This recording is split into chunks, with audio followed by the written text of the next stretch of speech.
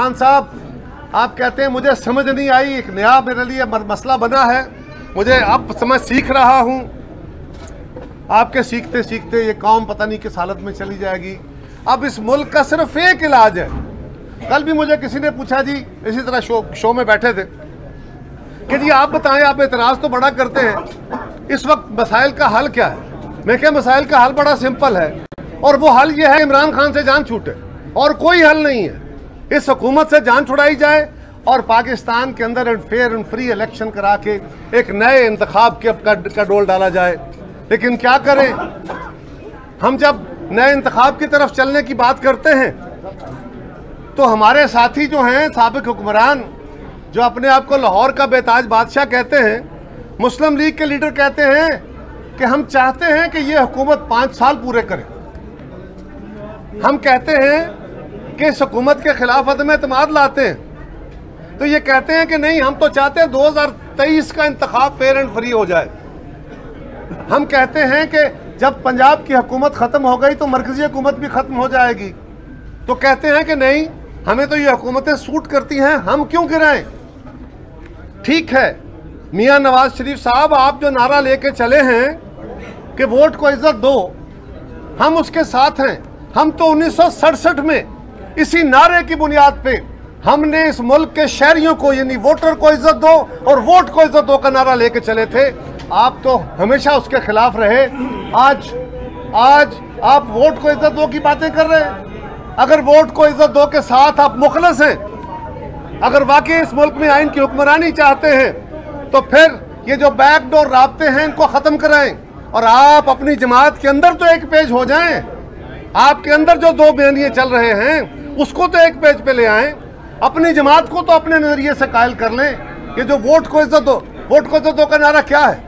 सियासत के अंदर मुदाखलत ख़त्म की जाए, उनको वो तो उन इदारों के साथ गुफ्तगू बंद की जाए जो रियासत के इदारे हैं लेकिन वो सियासत में मुदाखलत करते हैं। अगर आपके कुछ साथी आपको कह रहे हैं, आपके घर के अंदर से कह रहे हैं कि नहीं, हमें बातचीत के दरवाजे बंद नहीं करने चाहिए, किसके साथ?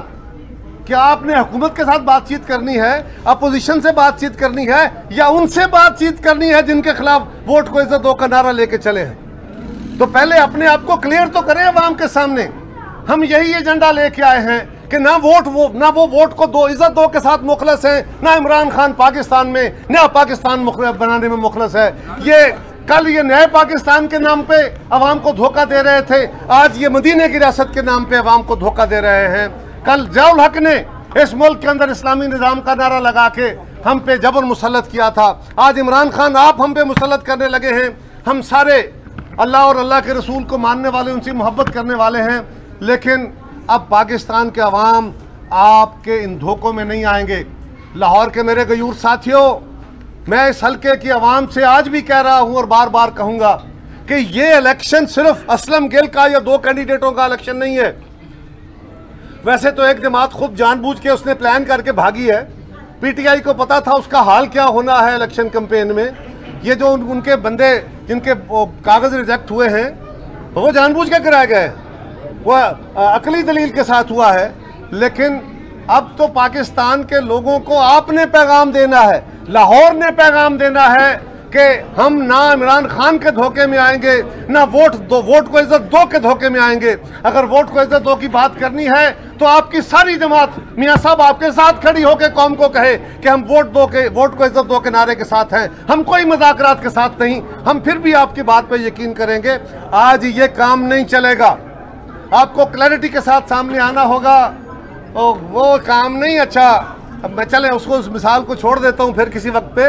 लेकिन गुजारिश है कि आज लाहौर के अवाम ने, इस हल्का के अवाम ने ये साबित करना है इस इलेक्शन में कि हम इमरान खान को तो मुस्तरद करते ही करते हैं, लेकिन हम अवाम को बार बार धोखे देने वाले इस जमात को भी मुस्तरद करते हैं जो कहते हैं वोट दो, वोट को इज्जत दो। एक हाथ आपने उनके साथ रखा हुआ है, अवाम को जज्बात में ला रहे हैं और बैकडोर राब्ते करके आप अवाम से, ये धोखा नहीं चलेगा।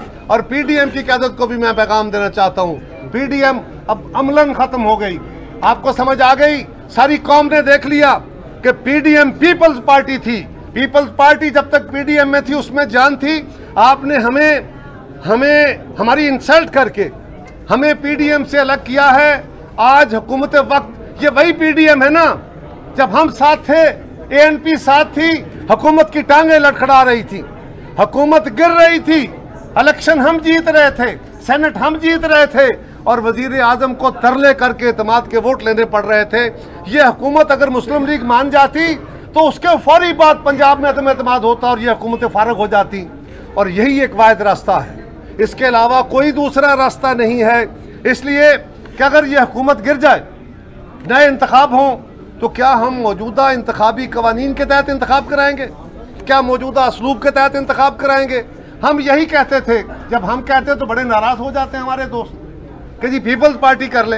हम क्या कहते हैं? हम कहते हैं कि हम इन इंतखाबी कवानीन को नहीं मानते, ये अच्छे नहीं है, इसके तहत फेयर एंड फ्री इलेक्शन नहीं हो सकते। तो फिर क्या तरीका है? ये हुकूमत जो कानून बनाना चाह रही है वो तो नहीं बनेंगे, ना उसको कोई मानेगा। लेकिन पीपल्स पार्टी का असूल ये है कि इन असम्बलियों में हुकूमत तब्दील की जाए, नए इंतखाबी कवानीन बना के उसमें अमेंडमेंट्स करके इत्तेफाक राय से, अपनी मर्जी से नहीं, ये चोरी डाके से नहीं, ये ईवीएम और दूसरे वोट डाल के जो इलेक्ट्रॉनिक वोट हैं उसके जरिए नहीं, बल्कि सब जमातों के इत्तेफाक से ये इंतखाबी कवानीन बनाए जाएं, इसमें तमाम स्टेक होल्डर ऑन बोर्ड हों और इस मुल्क के अंदर एक फेयर एंड फ्री इलेक्शन कराया जाए, कौम के सामने असल सूरत हाल रखी जाए और फिर उसमें मिल बैठ के फैसले किए जाएं। तब इस मुल्क को इस बहरान से निकाला जा सकता है। कौम ने देख लिया कि ये जो नया बंदा इंस्टॉल हुई थी हुकूमत, जिनको लाया गया था इस नारे पे कि ये बड़े कमाल के लोग हैं, ये आएंगे तो सब कुछ बदल। हम तब भी कहते थे कि आपसे धोखा हो रहा है। आज हमारी बातें छोड़िए, हम 3 साल पहले कहते थे, अब आपने देख लिया। आज ये हुकूमत खुद मुंह बोल के अपनी नाकामियों का इतराफ़ कर रही है और मुस्लिम लीग खुद अपने अंदर तजाद का शिकार है कि वो वोट को इज्जत दो के उस नारे से, आइनी हुक्मरानी के उस तरीक़ाकार से जो नारा लगा के अवाम को तो लेके चलना चाहते हैं, लेकिन अमलन वहाँ पे आपकी सूरत हाल क्या है, ये अवाम इंशाल्लाह ताला 5 दिसंबर को फैसला देगी और इंशाल्लाह ताला पीपल्स पार्टी की यहाँ से फतह का आगाज़ होगा और फिर हम पैगाम देंगे पूरे मुल्क, पूरे सूबे को और पूरे मुल्क को, और इंशाल्लाह ताला अगला इंतखाब जो है फिर वो पीपल्स पार्टी जीत के हम ही हैं।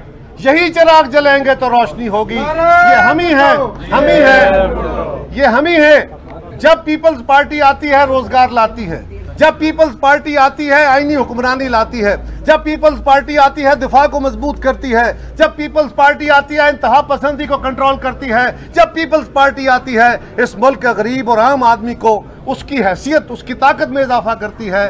और यही एक तरीका, यही एक जमात है, किसी धोखे में नहीं आना। और इंशाल्लाह ताला लाहौर के इस हल्के के अवाम इसका आगाज़ करेंगे।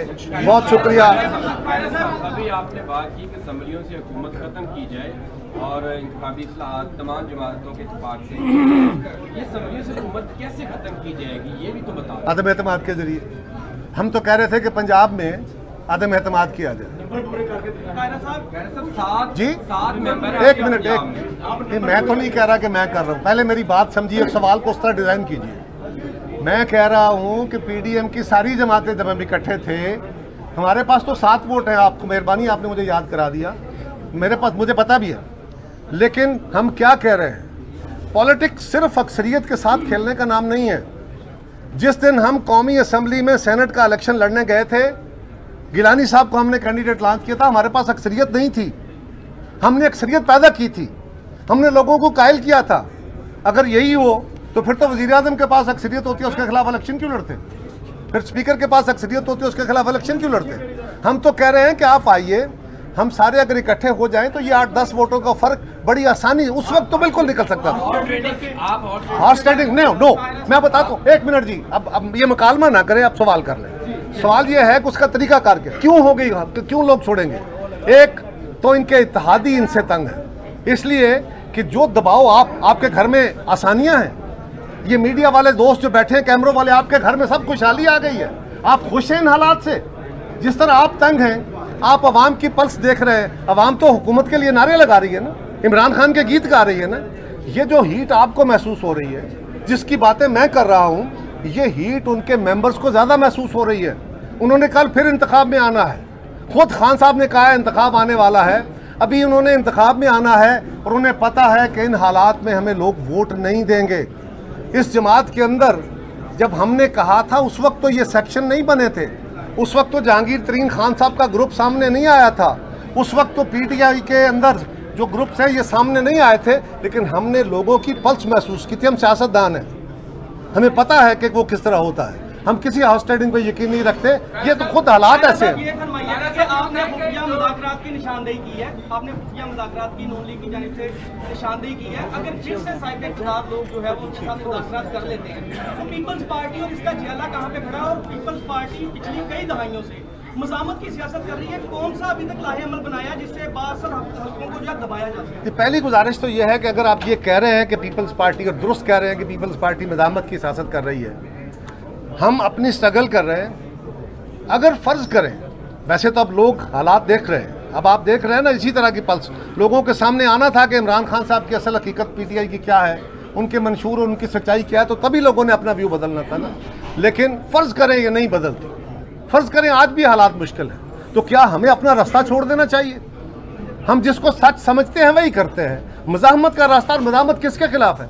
मज़ाहमत गैर कानूनी गैर आइनी हथकंडों के खिलाफ है। मज़ाहमत इस मुल्क की सियासत के अंदर अपनी मर्जी चलाने के खिलाफ है। मज़ाहमत इस मुल्क के अवाम के ऊपर थोपी गई IMF की क़यादत के खिलाफ है, और ये मज़ाहमत की सियासत चलनी चाहिए, यही एक बेहतरी का रास्ता है।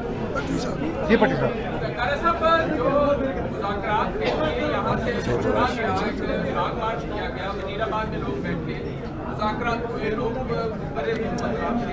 उसके बाद कालादम तंजीम के साथ वो मुज़ाकरात किए गए। अब मज़ीद कालादम तंजीमें सिपाही साहबा नबी के जाफरिया मोदी कह रही है जो बहाल किया जाए, ये सिलसिला कहाँ तक चलेगा? देखिए भट्टी साहब, मुझे तो यूँ लग रहा है कि हमने जो पिछले 40-50 साल से जो बीज बोते रहे हैं, अब वो आस्ता आस्ता वो बबूल बड़ी तेज़ी से फैलता जा रहा है। अब इस मुल्क में इंतहा पसंदी खुल के नाचने लग गई है, और अब इस इंतहा पसंदी ने अपने आप को कभी मज़हब के कभी एथनिसिटी के लिबादे में, ये कोई मज़हब का इशू नहीं है, ये ताकत के अंदर अपना शेयर बढ़ाने और शेयर लेने की बातें हैं। मैं सिर्फ इतनी गुजारिश करूं, मुझे तो लगता है कि अभी ये जो सारा कुछ हो रहा है इससे एक नया इत्तेहाद जन्म लेगा, एक नया मजहबी जमातों का एक नई MMA खड़ी की जाएगी, नई तरह की MMA हो सकती है। और फिर क्या होगा? फिर अभी ये भी हो सकता है कि इस मुल्क के अंदर फिर कोई, क्योंकि अब आजकल मज़हब की सियासत के बारे में बहुत बातें हो रही हैं, मज़हब हम सब पे, मज़हब पे हम सब कुर्बान हैं, लेकिन मज़हब को अपने गलत मकासद के लिए, अपने झूठ को छुपाने के लिए, सिर्फ इक़्तिदार हासिल करने के लिए इस्तेमाल करने के हवाले से बात कर रहा हूँ। ये आजकल बड़ा रिवाज हो गया है हमारे मुल्क में। उसके नतीजे में आपको फिर ज़ियाउल हक़ की तरह का कोई इस तरह का नारा नज़र आएगा कि जी अब इस्लामी निज़ाम इस मुल्क का इलाज है। ये तय करना होगा मुल्क को, अवाम को, सारी सियासी जमातों को, क़यादत को, सारे हमारी जो इदारे हैं, हमें फ़ैसला करना होगा, कि इस मुल्क के अंदर आइन के ताबे हुकूमत चलनी है, सियासत होनी है, या मुख्तलिफ स्लोगन के तहत लोगों के जज्बात भड़का के सियासत होनी है। ये फ़ैसला अवाम को करना होगा।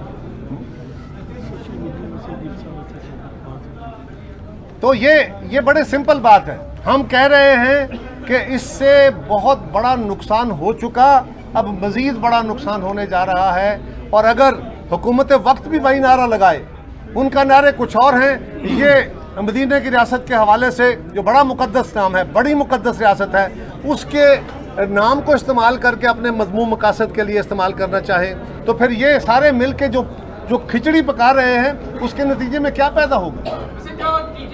मुज़ाकरात हो रहे हैं, मुज़ाकरात कामयाब हो गए तो उसके बाद माहौल क्या होगा और हुकूमत की मजबूरी क्या है? देखिए, हम तो इसके ऊपर बिलावल साहब ने भी बात की है, मेरी जमात की भी बात सामने आ गई, अभी कल वो बातें हुई हैं। आज क़यादत के साथ बात करने के बाद हम इस पर फाइनल अपना जो वर्शन है वो लाएंगे। लेकिन एक बात याद रखिए, अगर आप इंतहा पसंदी के साथ मुज़ाकरात करके उनको स्पेस देते आएंगे तो उससे ज़्यादा इंतहा पसंदी सामने आ सकती है, बेहतरी नहीं। साहब ये बताएं कि आप तो मुस्लिम लीग के ऊपर बड़ी तनकीद कर रहे हैं कि वो उनके साथ बैकडोर उनके साथ रबते हैं एस्टेब्लिशमेंट के साथ, लेकिन कल बिलावल साहब अपोजिशन के चैम्बर में गए हैं तो वहाँ पर मुश्तरका एक जो हुआ है वो किन नकात पर मुश्तरका जो होगी, क्या उसमें ये भी शामिल है कि आइंदा एस्टेब्लिशमेंट से रब्ता नहीं किया जाएगा?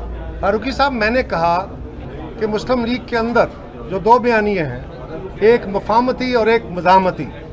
मफामत किससे है? मफामती बयानिया है, पहले तो ये है ना, तो किसके साथ है? वोट को इज्जत दो अगर मज़ामत है तो दूसरा मफामती बयानिया क्या है?